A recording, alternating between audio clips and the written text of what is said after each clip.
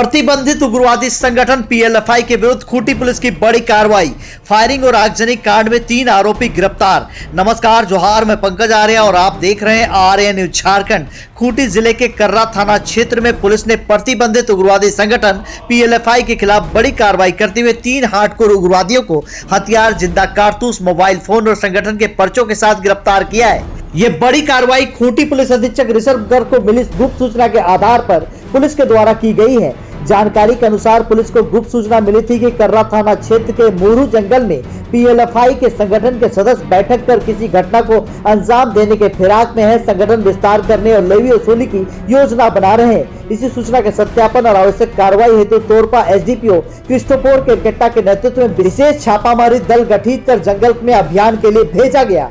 छापेमारी के दौरान पुलिस ने 3 उग्रवादियों को रंगे हाथों गिरफ्तार कर लिया है। गिरफ्तार उग्रवादियों में बंदगांव के सैमुअल गुड़िया, तपकरा के धीरज स्वासी, रनिया के सुनील स्वासी शामिल हैं।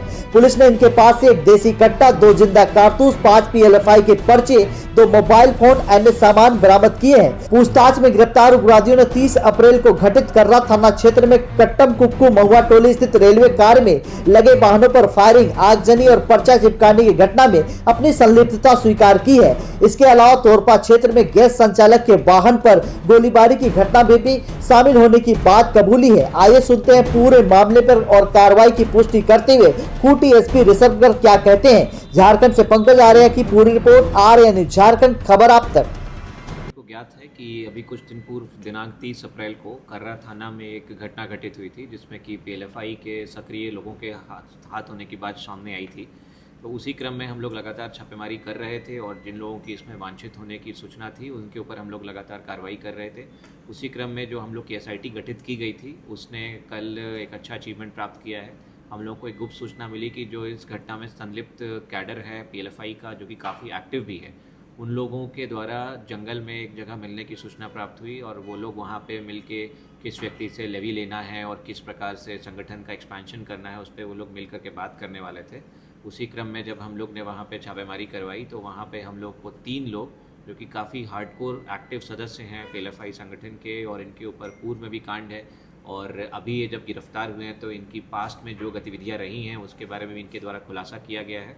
तो ये एक अच्छा और बड़ा अचीवमेंट है हम लोगों के लिए, क्योंकि इनके द्वारा हम लोगों को हथियार भी बरामद करवाया गया है और इसके द्वारा ये भी कबूला गया है कि इनमें से कुछ लोगों की संलिप्तता, जो मार्च के महीने में एक गैस एजेंसी के ऊपर फायरिंग की घटना हुई थी, उसमें भी इन लोगों का इन्वॉल्वमेंट था।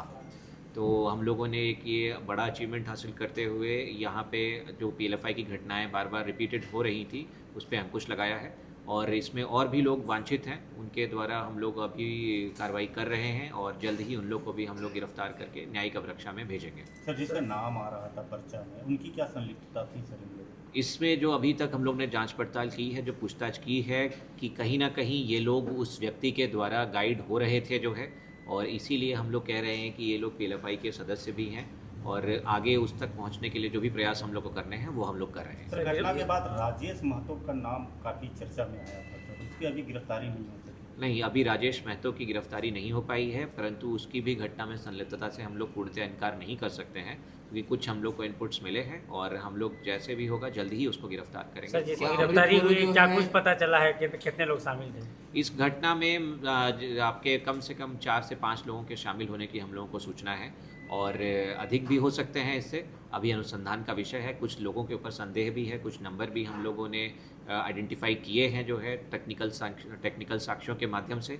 तो जैसे भी जितने भी लोग इसमें इन्वॉल्व हैं हम लोग सभी को अरेस्ट करेंगे और कानूनी कार्रवाई उनके ऊपर करेंगे। जिस तरह से बताया जा रहा है कि अमृत होरो क्या निर्देशित किया था या कि ये लोग अपने से किए? पूर्णतः उनकी भूमिका जो है इसमें क्या है वो हम लोग थोड़ा समय पश्चात ही आपको क्लियर कर पाएंगे, परंतु हाँ, ये लोग उसी संगठन के सदस्य हैं और जिस व्यक्ति का नाम आप लोग ले रहे हैं अमृत होरो का, उसकी भी भूमिका इसमें संदिग्ध है।